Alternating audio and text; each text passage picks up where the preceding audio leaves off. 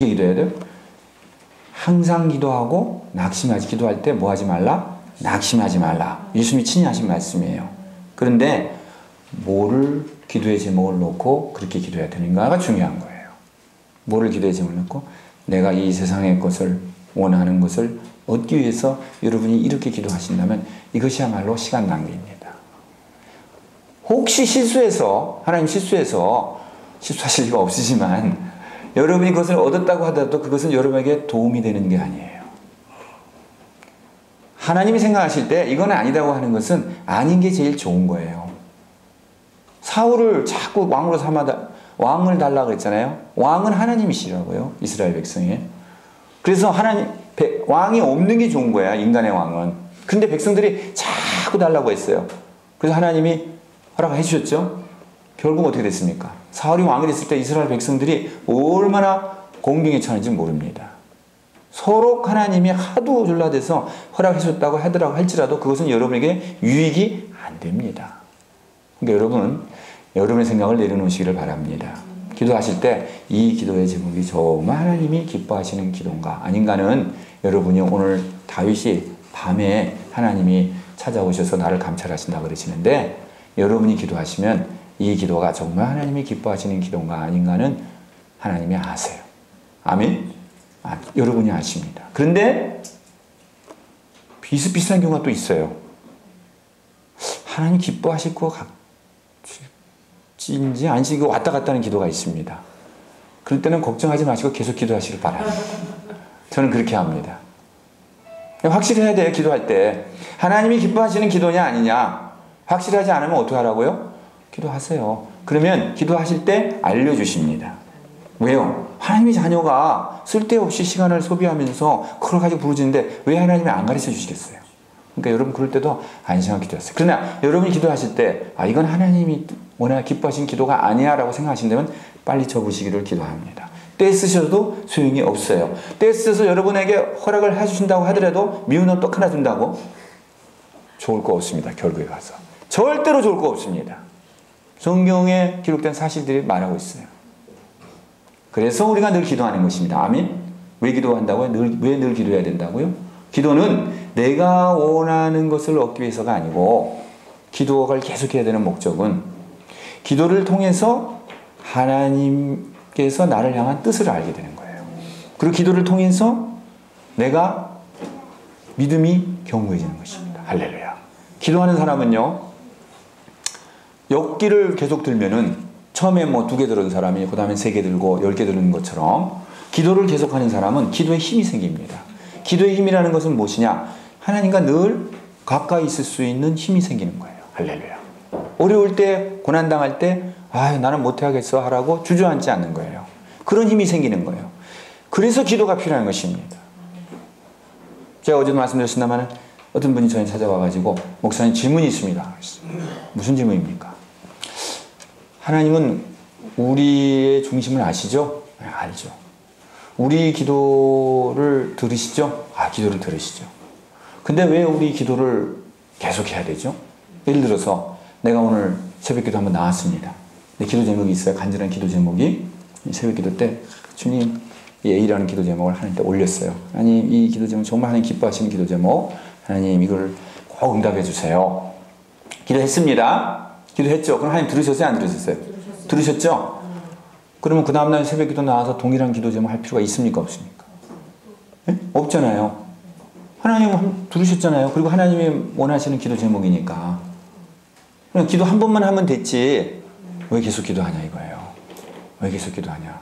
그 시간에 가서 돈 벌고 그 시간에서 공부하고 그 시간에 전도하는 게 낫지 그거 똑같은 기도 제목을 가지고 왜 아침에도 기도하고 점심 때도 기도하고 내일도 기도하고 모레도 기도하고 그거 저한테 질문하는 거예요.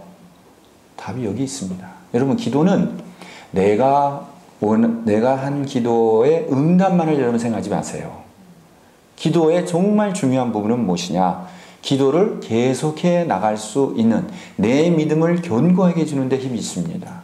기도는 호흡이에요. 여러분 호흡 한번 숨 쉬고 한번 쉬었으니까 그동안 계속 쉬지 말자.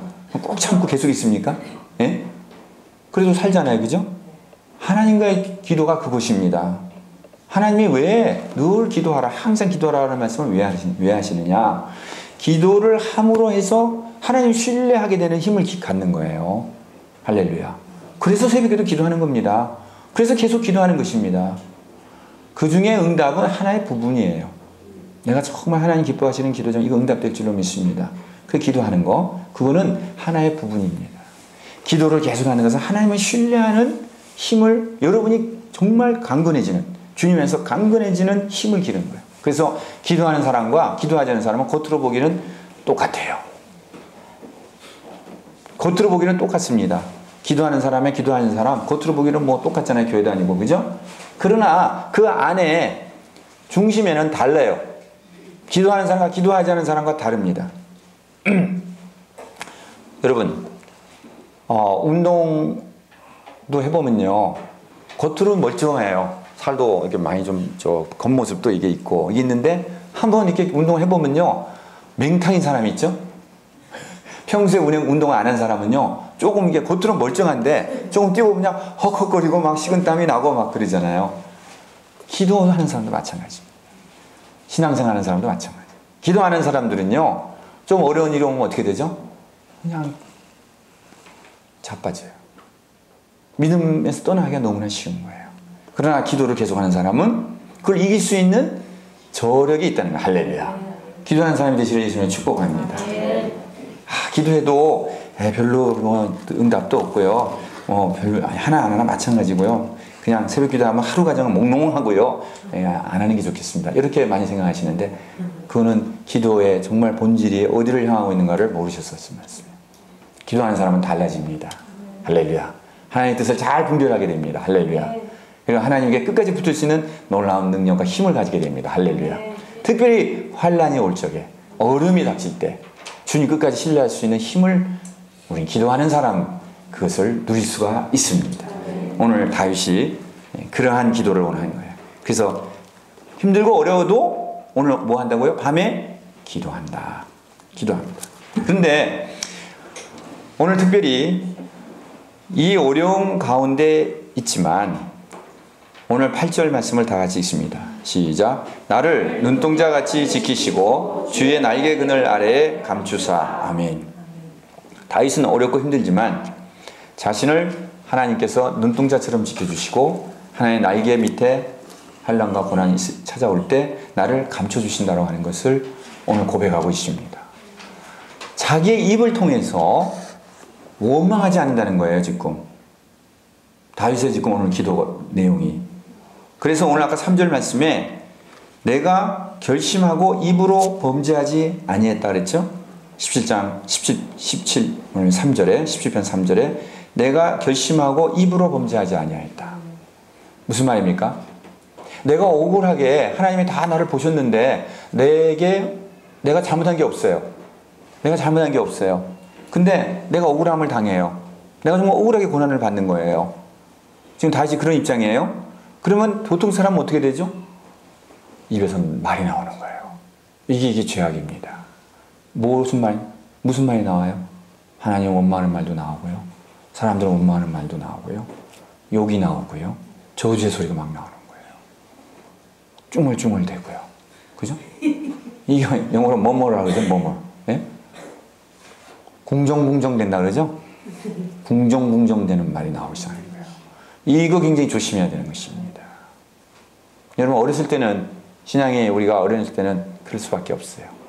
이거 말이 튀어나오는 거야. 그러나 주님과 늘 기도하는 사람은 오늘 다윗이 내 입에 결심을 했다는 거예요. 무슨 결심을 해요? 내 입으로 이러한 불필요한 말들이 나오지 않기를 결심했다. 할렐루야. 저 여러분 그렇게 되시길 기도합니다. 대신에 어떤 기도가 나와요? 나를 눈동자처럼 하나님 지켜줄 줄로 믿습니다. 여러분 이게 쉬운 기도가 아닙니다. 그냥 여러분이 잘 됐을 때, 여러분이 원하는 것이 잘 되고 평탄할 때는 주님이 나를 눈동자같이 지켜주시고 주의 날개 밑에 나를 감춰주십니다. 내가 주의 날개 밑에 피합니다. 그런 기도 시작이 쉬워요. 근데 여러분 억울하게 여러분 고난당하고 여러분이 삶이 정말 적으로 까닭없이 여러분이 고난을 당할 때, 둘러싸여서 고난당할 때 그때 입에서 한탄과 불안과 원망의 소리가 나오기보다는 오늘 이 믿음의 소리, 주님을 신뢰하는 소리가 오늘 다윗의 입술에 나오는 거예요. 오늘 놀라운 시입니다. 여러분, 우리가 단번에 이렇게 될 수 없습니다. 아까 같이 운동도 계속 해야 되는 것처럼 기도도 계속 기도하는 사람에게서만이 이 소리가 나올 줄로 믿습니다.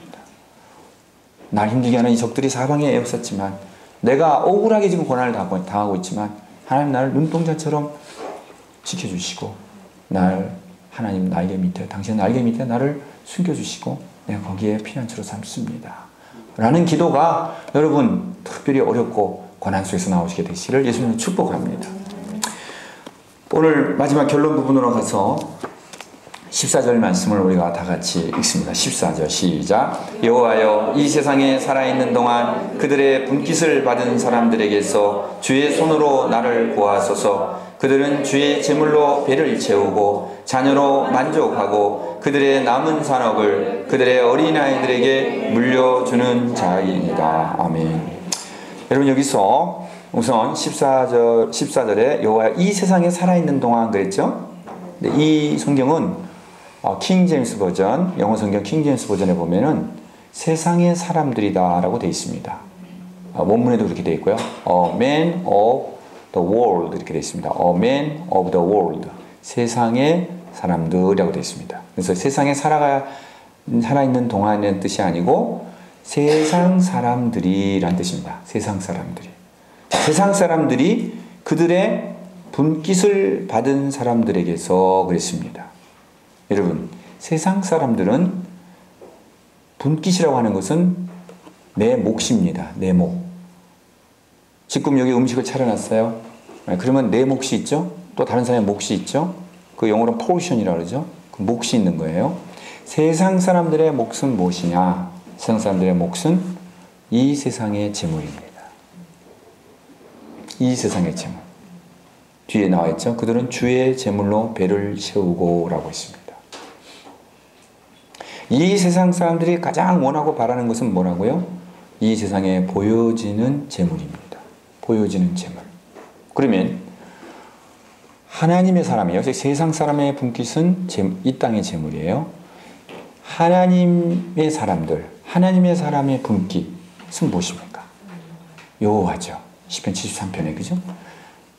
우리가 정말 바라고 원하는 분깃은 무엇이냐? 하나님, 여호와십니다. 할렐루야.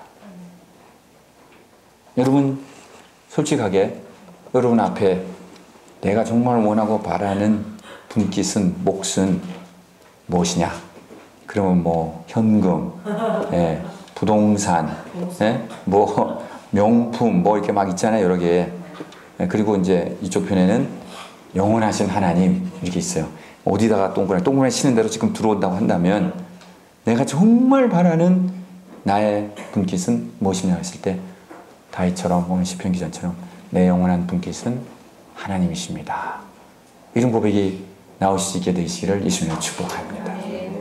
오늘 다윗은 악인들이 흥황함을 너무 힘들어하는 거예요. 자신은 하나님의 말씀 따라서 이렇게 살아가는데 너무 고난이 많아. 그런데 세상을 따라서 살아가는 사람은 너무 잘 살아요. 그러니까 실족하게 되죠. 그 대표적인 시가 시편 73편이라고 했습니다. 악인들이 너무 잘 돼서 죽을 때도 그냥 평안히 죽는 사람도 있고 자녀들도 잘 되고 하는 일마다 잘 되고, 그래서 이게 하나님 따라하는 나는 이게 무엇이냐, 나는 왜 이렇게 고난이 많으냐 해가지고 그를 바라보다 보니까 내가 미끄러질 뻔했다. 거의 미끄러질 뻔하고 내 걸음에 넘어질 뻔했다라고 시편 74편에 시편 기자 아삽이 그렇게 고백합니다. 여러분, 우리 인생을 살면서 그럴 때 있지 않습니까? 아니, 나는 예수님 믿는데 왜 이렇게 힘들고, 저 사람은 예수님 하나도 모르는 사람인데 왜 이렇게 하는 일이 잘 되고 자녀들까지 잘 되고. 오늘 뭐라 했어요? 그 산업을 자녀에게 물려준다 그랬죠? 자기 먹을 거는 말할 것도 없고 넘쳐서, 여기 산업이라는 건 재산이에요. 재산을 자녀에게 다 상속한다는 거예요. 여러분, 오늘 여기 세상의 사람들은 모든 관심이 다 뭐가 있습니까? 자기 배를 채우는 거죠. 자기 배를 채운다 그랬잖아요. 주의 재물로 배를 채우고 있습니다. 자기 재물로 배를 채운다 했습니다. 여기 원래 원문에 뭐라 했냐면요. 숨겨진 재물입니다. 숨겨진 재물. 왜 숨겨진 재물이라 할까요? 이 땅에 여러분 재물이요. 그렇게 쉽게 여러분 손에 들어오지 않습니다. 그러니까 그 표현을 숨겨졌다고 표현하는 거예요. 누가복음 말씀에도 이 자기 시대에 있어서 세상 사람들, 여기 세상 사람들이라고 했죠? 세상의 사람들은 자기 시대에 있어서 지혜가 빛의 아들들보다 더 지혜롭다고 했습니다. 그럼 뭘 얘기하죠? 자기 세대라는 건 뭐죠? 예수님 오시기 전에 사탄이 임금이 되어서 살아가는 이 시대에는, 그게 자기 시대예요. 자기 시대에는 누가? 세상의 사람들이 누구보다? 빛의 아들보다, 하나님의 자녀들보다 더 지혜롭다는 거예요. 뭐를 차지하는데? 이 숨겨둔 재물을 차지하는데. 아주 비상한 거예요. 이걸 많이 차지해요. 그래서 오늘 주의 재물로 배불리 채운다 그랬습니다. 채우는 거예요. 그리고 나머지 다 뭐 넘쳐. 넘치는데 이걸 또 어떻게 해요? 다 자기 자녀들에게 다 준다는 거예요. 그렇게 살아가는 거예요. 여러분 인생을 잘 생각해 보시기 바랍니다. 여러분 하나님께 주신 것을 무엇을 위해서 사용하셨나 잘 생각해 보시죠. 하나님, 이 세상의 사람들과 하나님의 사람들의 비교입니다. 이 세상의 사람들은 모든 재물을 어디에다 사용했느냐? 자기의 배를 위해서 사용했어요. 그리고 모든 재물을 다 어디를 위해서 사용했어요? 자기 자녀를 위해서 사용했어요. 이것이 세상의 사람들. 하나님의 사람, 그 나라 그 의를 위해서 하나님 주신 재물을 사용한 사람. 할렐루야. 이 뜻을 잘 비교해 보시기 바랍니다. 내가 어디에, 저울추에 내가 어디에 서 있는가? 여러분 생각해 보시면 여러분이 어디에 지금 속해 있는가를 아실 수가 있습니다. 그런데 이 사람들은 세상의 재물을 너무너무 원합니다. 그런데 이제 마지막 숨을 우리가 다 쉬는 거예요. 그죠? 하나님의 사람이나 세상의 사람이나 다 똑같이 마지막 숨을 쉰다는 거예요. 자, 마지막 숨을 딱 쉬고 이제 우리가 다시 깨는 겁니다. 그래서 내가 깰 때에 라고 15절에 말씀하고 있습니다. 내가 의로운 중에, 의 가운데예요. 의로운 중에 의 가운데. 그러니까 의 가운데라는 건 뭐냐면 하나님의 말씀을 따라 살아가는 것이 의 가운데라는 뜻입니다. 내가 의 가운데라는 말은 in the righteousness. 하나님의 의의 말씀을 따라서, 그 토라의 말씀을 따라서 살아가는 가운데에서예요. 이렇게 살다가 죽었어요. 눈을 감았습니다. 눈을 떴습니다, 여러분이. 떴는데 그때 이 다윗은 무엇을 바라고 있는가 하는 거예요. 오늘 성경 15절 읽어보십니다. 시작. 나는 의로운 중에 주의 얼굴을 배우리니 깰 때에 주의 형상으로 만족하리라.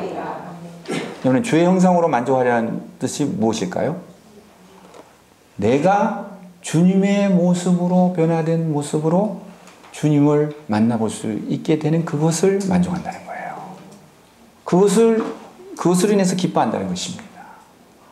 세상의 사람들은 부귀 명품도 있고 큰 집도 있고 뭐 다 많이 가지고 있겠죠? 근데 숨을 거뒀어요. 눈을 떴습니다. 눈을 떴는데 내 모습이 주님의 형상을 닮은 모습이 아니에요. 다른 이상한 모습, 더러운 모습을 보여진다면 여러분 그 사람을 주님이 어떻게 대접하시는지 아십니까? 어떻게 대접하실까요? 그 사람을. 여러분 나름대로 생각해 보세요. 제가 답을 성경에서 말씀드릴 테니까. 여러분의 모습이 주님의 모습을 닮은 사람으로 눈을 딱 떴는데 주님의 모습을 닮은 사람의 모습이 아니고 더럽고 험상궂고, 그죠? 탐욕에 가득 차고 음욕으로 가득 차고 시기와 질투의 모습으로, 뒤틀려진 모습으로 하나님 앞에 섰다고 생각해 보세요. 그 사람 하나님이 불쌍히 여기실까요? 답을 말씀해. 시편 73편. 시편 73편.